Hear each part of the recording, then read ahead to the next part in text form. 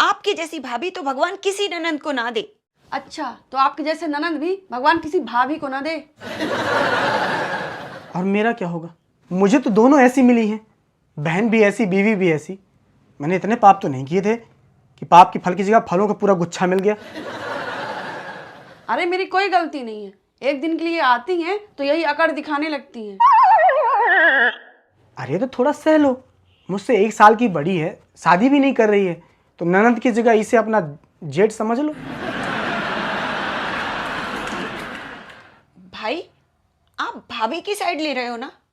देख, तू 30 दिन में 1 दिन के लिए आती है, मैं 1 दिन के लिए अपने 29 दिन थोड़ी खराब करूंगा।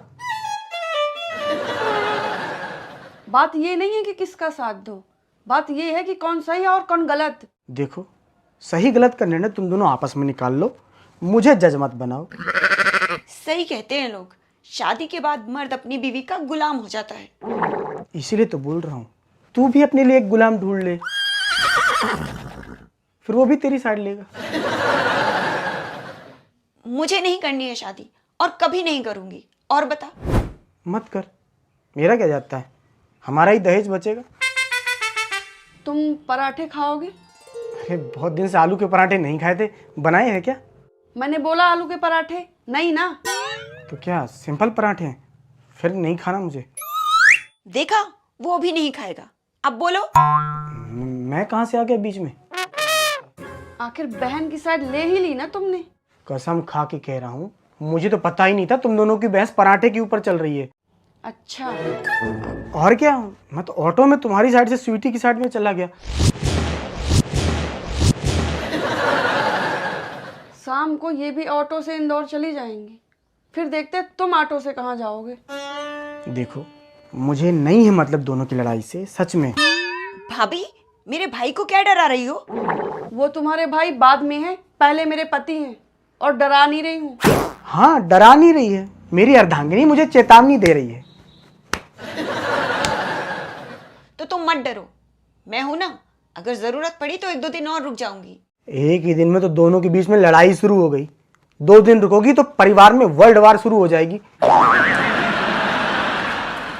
अरे तो तुम ही बताओ ना, ऐसे सिंपल पराठे अच्छे लगते हैं क्या? मुझे नहीं पता। क्या नहीं पता? बताओ ना, कितनी बार तो बना के खिलाए हैं। मुझे नहीं पता, और मेरा यहाँ हो रही किसी घटना से प्रत्यक्ष या अप्रत्यक्ष रूप में कोई संबंध नहीं है। सारे संबंध हैं, बोल रहे हो या नहीं? बोल तो रहा ही हूँ, बस जवाब नहीं दूंगा किसी बात का। दोगे, क्योंकि तभी इनके समझ में आएगा कि सिंपल पराठे भी सही लगते हैं। तो नेहा, एक काम करो ना, स्वीटी के लिए आलू के पराठे बना दो और बाकी के सिंपल पराठे बना लो।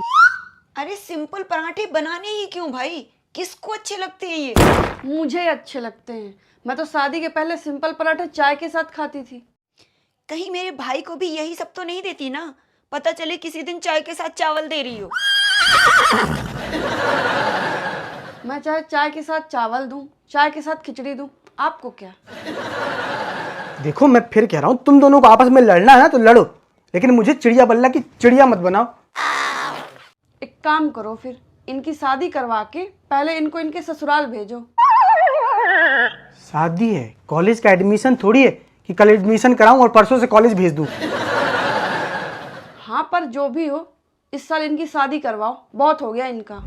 भाभी, उस दिन मैंने बहुत बड़ी गलती कर दी थी, जिस दिन आपको अपने भाई के लिए पसंद किया था। हाँ, तो मैंने भी बस इनको देख के हाँ कर दिया था, मुझे आपको भी देखना चाहिए था। ऐसा है कि अब अपनी जुबान पे कंट्रोल करो।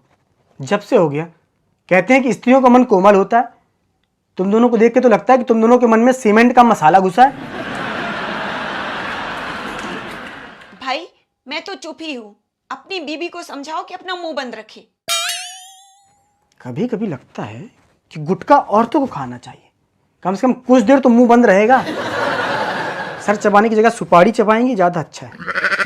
मुझे कुछ नहीं पता भाई, सिंपल पराठे मैं नहीं खाऊंगी बस। सिंपल पराठे नहीं खाने तो आपके लिए डिजाइन वाले पराठे बना के दूंगी। अरे उसके कहने का मतलब है उसे आलू के पराठे खाने हैं नेहा। तुम ही बताओ, मैं आटा लगा चुकी हूँ, आलू उबाले नहीं है तो? देखो, घर में ना सब लोगों को मिल के रहना चाहिए, और इधर तुम दोनों हो कि एक दूसरे को मिला मिला के देने की कोशिश में लगे हो।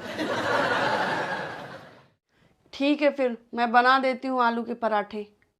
ये हुई ना बात। ठीक है स्वीटी, अब तो खुश हो गई ना तू? मुझे तो भाभी के मुंह से सॉरी निकलती हुई देखना है बस। अच्छा, फिर मुझे भी इनके मुंह से सॉरी निकलती हुई देखना है। विक्रम जी, आलू के पराठे खाएंगे? मेरे यहाँ बने थे आज। चलो ठीक है, तुम दोनों एक दूसरे के मुंह से सॉरी निकलते हुए देखो, मैं पराठे निगल के आता हूँ।